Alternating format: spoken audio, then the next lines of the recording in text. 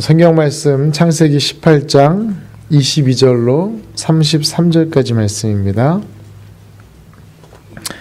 창세기 18장 22절부터 33절까지 말씀 제가 봉독해 드리겠습니다. 하나님이 거기서 떠나 소돔으로 향하여 가고 아브라함은 여호와 앞에 그대로 섰더니 아브라함이 가까이 나아가 이르되 주께서 의인을 악인과 함께 멸하러 하시나이까. 그 성 중에 의인 50명이 있을지라도 주께서 그곳을 멸하시고 그 50의인을 위하여 용서하지 아니하시리이까. 주께서 이같이 하사 의인을 악인과 함께 죽이심은 부당하오며 의인과 악인을 같이 하심도 부당하니이다. 세상을 심판하시는 이가 정의를 행하실 것이 아니니까. 여호와께서 이르시되 내가 만일 소돔 성읍 가운데서 의인 50명을 찾으면 그들을 위하여 온 지역을 용서하리라. 아브라함이 대답하여 이르되 나는 티끌이나 재와 같사오나 감히 죽게 아뢰나이다. 50의인 중에 5명이 부족하다면 그 5명이 부족함으로 말미암아 온 성읍을 멸하시리이까. 이르시되 내가 거기서 45명을 찾으면 멸하지 아니하리라. 아브라함이 또 아뢰어 이르되 거기서 40명을 찾으시면 어찌하려 하시나이까. 이르시되 40명으로 말미암아 멸하지 아니하리라. 아브라함이 이르되 내 주여 노하지 마시옵고 말씀하게 하옵소서. 거기서 30명을 찾으시면 어찌하려 하시나이까. 이르시되 내가 거기서 30명을 찾으면 그리하지 아니하리라. 아브라함이 또 이르시되 내가 감히 내 주께 아뢰나이다. 거기서 20명을 찾으시면 어찌하려 하시나이까. 이르시되 내가 20명으로 말미암아 그리하지 아니하리라. 아브라함이 또 이르되 주는 노하지 마옵소서. 내가 이번만 더 아뢰리이다. 거기서 10명을 찾으시면 어찌하려 하시나이까. 이르시되 내가 10명으로 말미암아 멸하지 아니하리라. 여호와께서 아브라함과 말씀을 마치시고 가시니 아브라함도 자기 곳으로 돌아갔더라. 아멘. 아브라함을 찾아와서 만났던 세 사람이 아브라함을 떠나기 전에 소돔과 또 그 땅의 죄악된 모습, 그들의 탄식을 듣고 그 땅을 향하여 갑니다. 그러면서 아브라함에게 그 땅의 죄악에 대해서 멸하겠다라고 합니다. 오늘 우리가 읽은 본문은 아니지만 이제 22장과 앞절에 20절 21절에 그런 이야기가 나오는데 그냥 굳이 아브라함한테 그런 얘기 안 하고 떠나가셔도 되는데 아브라함한테 그 이야기를 슬쩍 의도적으로 흘렸는지 아니면 천사들이 나누는 이야기를 아브라함이 들었는지 그건 잘 모르겠습니다. 그런데 그 이야기를 딱 들은 아브라함의 마음 가운데 그가 그렇게 사랑했던 그리고 또 그 영혼에 대해서 그렇게 책임감을 느꼈던 롯이 소돔 땅에 살고 있는 것 아니겠어요? 그래서 그 천사들을 향하여 간청합니다. 아브라함이 그 여호와 앞에서 구하는 그 간구하는 이야기, 주께서 의인을 악인과 함께 멸하러 하십니까? 라고 하는 그 말. 세번역 성경에는 어떻게 번역이 되어 있냐면 주님 의인을 기어이 악인과 함께 쓸어버리십니까? 라고 합니다. 기어이라는 말 하나가 들어가 있어서 좀 의미를 더 이렇게 아브라함이 가지고 있는 감정적인 생각을 더 깊이 표현하고 있는데 주님 기어이 의인을 악인과 함께 쓸어내셔야 주님의 마음이 편안하시겠습니까? 라고 여호와께 지금 어떻게 보면 따지고 있는 것이죠. 아브라함의 관심과 초점이 오늘 어디에 있는지 한번 여러분 생각해 보십시오. 아브라함의 관심과 초점은 지금 의인에게 있습니다. 저 죄인들, 악인들은 뭐 어찌되든 나는 상관없습니다. 그런데 그 땅에 의인이 있다면 하나님 어떻게 의인을 악인과 똑같이 취급하려고 하십니까? 그때 하나님이 말씀하십니다. 그래? 그러면 그 성 중에 의인 50명만 있다면 내가 그 의인을 위해서 그 온 지역을 용서하겠다. 의인을 악인과 함께 죽임이 부당하다고 하는 그 아브라함의 이야기에 대한 하나님의 응답입니다. 우리가 이 오늘 본문 창세기 18장 22절부터 33절을 읽으면서 50명에서 45명으로, 45명에서 40명으로, 40명에서 30명으로, 30명에서 20명으로, 20명에서 10명으로, 이 몇 번이에요? 한 번, 두 번, 세 번, 네 번, 다섯 번, 50번까지 하면 6번.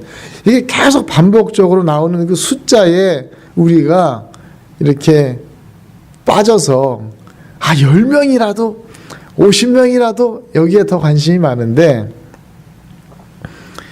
이 매번 45명, 40명, 20명 뭐 이렇게 내려가는 동안에 하나님이 아브라함에게 반복적으로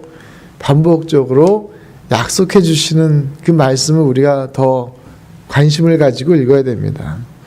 뭐라고 말씀하시냐면 내가 의인 50명만 있다면 내가 그 온 땅을 멸하지 아니하리라.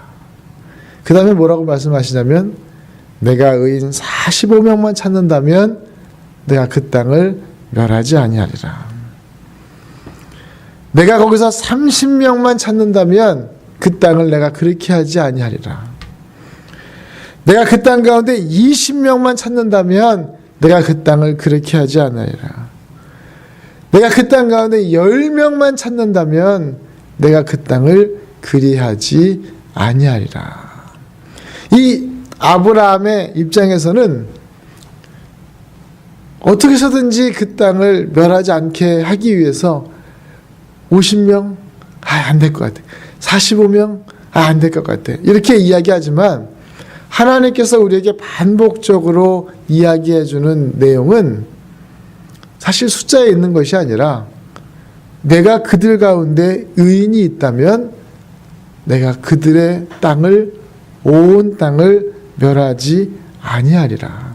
여러분 성경에 어디를 찾아봐도 이 짧은 본문 안에 이렇게 여러 번 반복적으로 똑같은 말을 계속 해서 이야기해주는 약속을 이야기해주는 본문이 여기 창세기 18장밖에 없어요.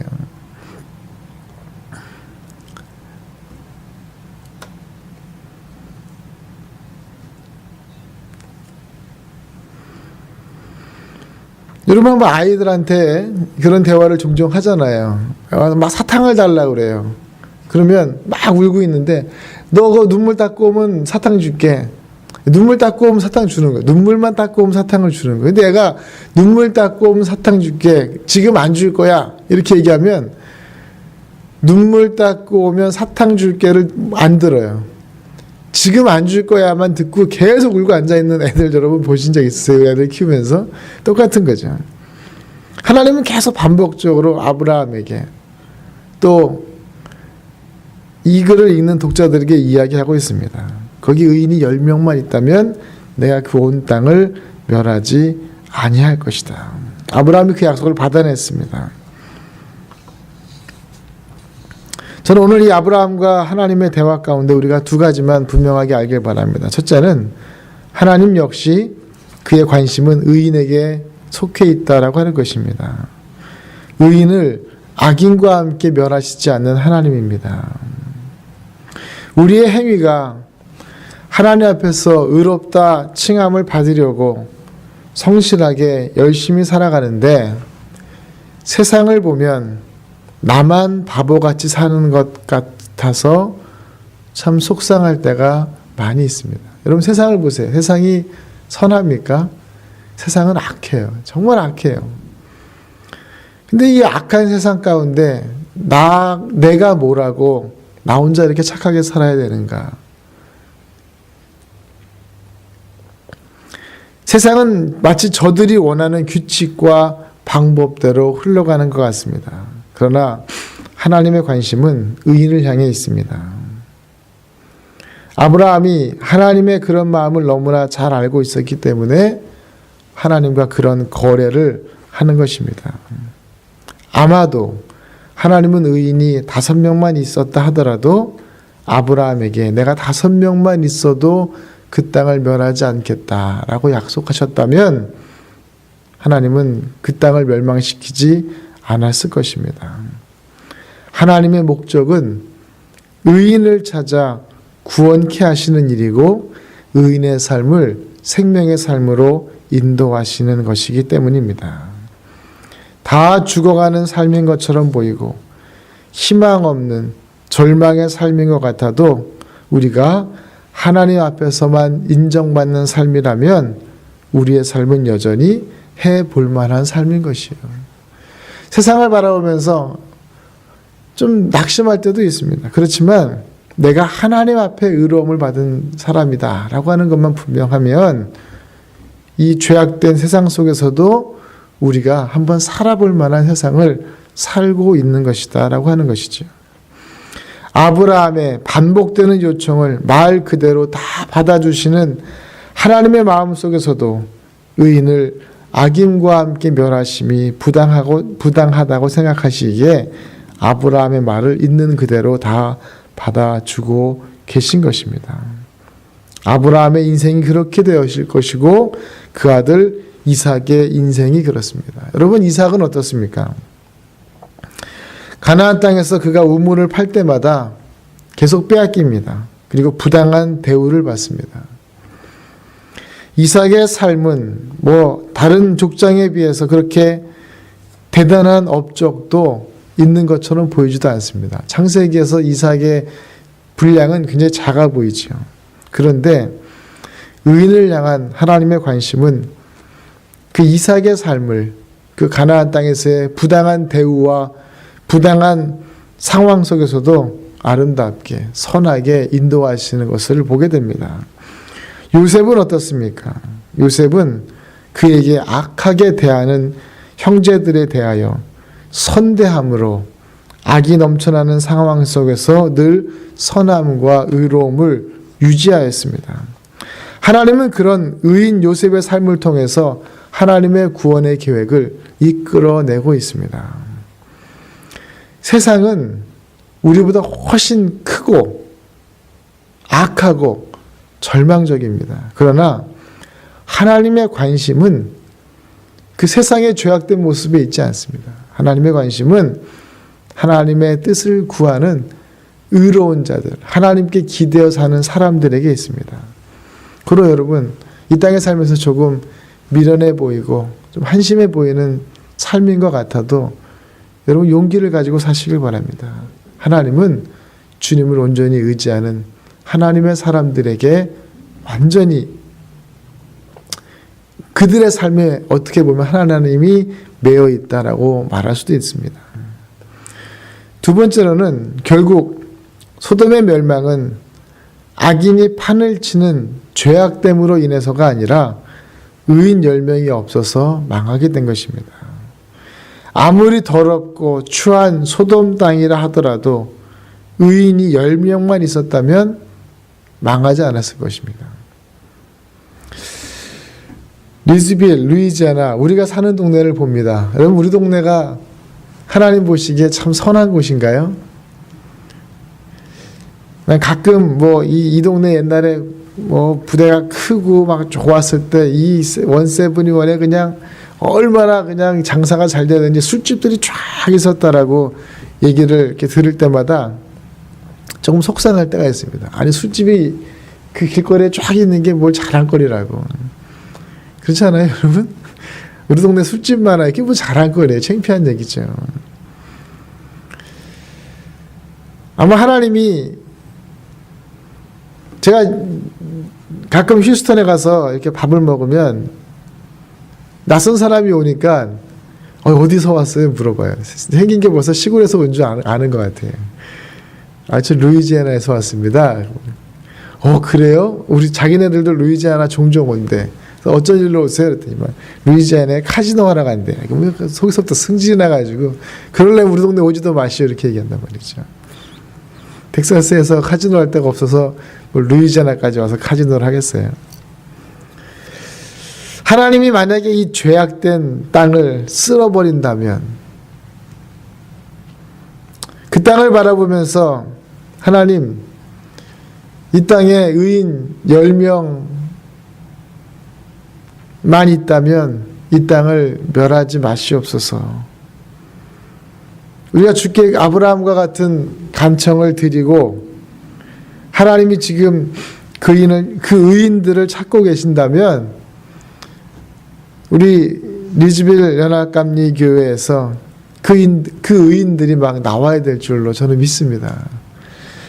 내가 저 땅을 쓸어버리고 싶은데 저 리즈빌에 있는 저 자그마한 교회에 저들의 기도로 저들의 의로운 모습으로 내가 이 땅을 멸하지 않겠다. 의인들은 이 땅을 바라보면서 저들의 죄악된 모습에 낙담할 것이 아니라 거기에 더 큰 책임감을 느끼고 하나님 앞에 기도해야 됩니다. 하나님 저들의 악을 보고 계시지 않습니까? 저들의 악에 대한 악함에 대한 그 영적인 책임을 누가 져야겠습니까?